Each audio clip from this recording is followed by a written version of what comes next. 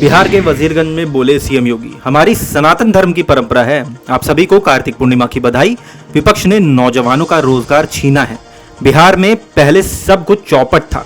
पहले अन्नदाता आत्महत्या को मजबूर था। इनका उपचार सिर्फ एनडीए है। ये लोग आपको जाति के नाम पर लड़ाते थे। आरजेडी और कांग्रेस ने बिहार को लूटा था। विकास का पैसा परिवार के विकास में लगा। विपक्ष को डर, वजीरगंज का नाम न बदल दें। समाजवादी पार्टी के प्रमुख अखिलेश यादव ने कहा, मैं बिहार की जनता से कहूंगा कि बिहार की जनता बाहर निकले, ज्यादा से ज्यादा मतदान करें, बदलाव के लिए वोट डालें, नौकरी के लिए वोट डालें और नई उम्र के तेजस्वी को आगे बढ़ाने के लिए वोट डालें। मंत्री ठाकुर रघुराज सिंह का बयान, राहुल गांधी के वोट चोरी के आरोपों पर बोले। कहा, राहुल गांधी के आरोप बेबुनियाद हैं। बिहार में कांग्रेस के पास एक कार्यकर्ता नहीं।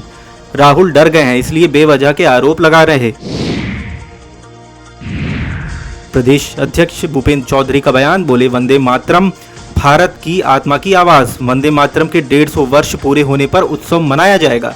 पूरे देश में उत्सव मनाने का निर्णय लिया गया है। विधानसभा स्तर पर कार्यक्रम आयोजित किए जाएंगे। सांसदों विधायकों के नेतृत्व में कार्यक्रम आयोजित होंगे। कैबिनेट मंत्री संजय निषाद का बयान, बोले निषाद चट्टान की तरह मोदी के साथ खड़ा। बिहार में एनडीए की सरकार बनेगी। डिप्टी सीएम ब्रजेश पाठक का बयान, बोले बिहार विकास की रफ्तार पकड़ चुका है। बिहार में चारों तरफ विकास हो रहा। बिहार में एनडीए की सरकार बनने जा रही। मौलाना शहाबुद्दीन रजवी बोले, मुसलमानों की कमजोर कड़ी 3 तलाक, हिंदू मुस्लिम एंगल पर फिल्में बनाई जा रही। मुस्लिम महिलाओं से फिल्म ना देखने की अपील भी की। हक फिल्म पर भी भड़के। सपा प्रवक्ता फखरुल हसन चांद का बयान, बोले बीजेपी सरकार में माफिया सुरक्षा लेकर घूम रहे। उनकी संपत्ति की कहीं कोई जांच नहीं होती, उन पर कार्रवाई भी नहीं होती।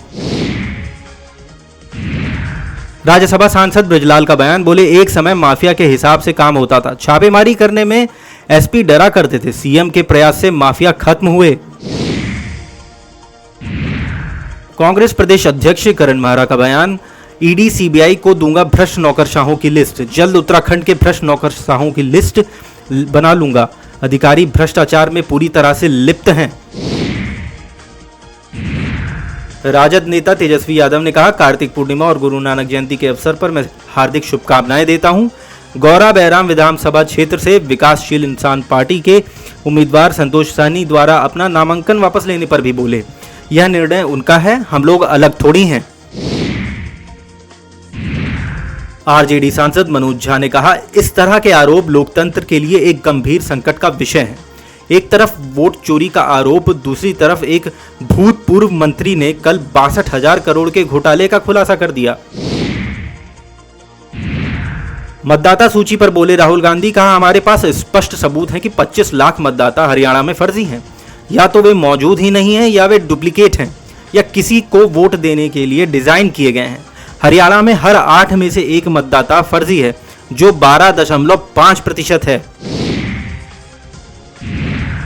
राहुल गांधी के बयान पर केंद्रीय मंत्री चिराग पासवान ने कहा, अगर देश के नेता प्रतिपक्ष की खुद की सोच ऐसी है, वे हमारी सेना को जात पात धर्म और मजहब में बांट कर देखने का काम कर रहे हैं, तो इससे ज्यादा लोकतंत्र के लिए दुखद बात नहीं हो सकती।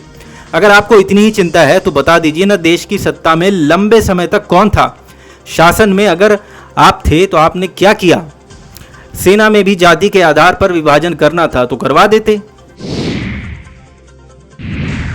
भाजपा के राष्ट्रीय महासचिव तरुण चुग ने कहा, एसआईआर का पूरा काम संवैधानिक और पारदर्शिता की प्रक्रिया को बढ़ाना है, मतदाता सूची को शुद्ध करना है। ममता बनर्जी का विरोध केवल भ्रमित करने के लिए है। बंगाल की जनता समझ चुकी है, ममता बनर्जी का असली डर पारदर्शिता और जवाबदेही से है।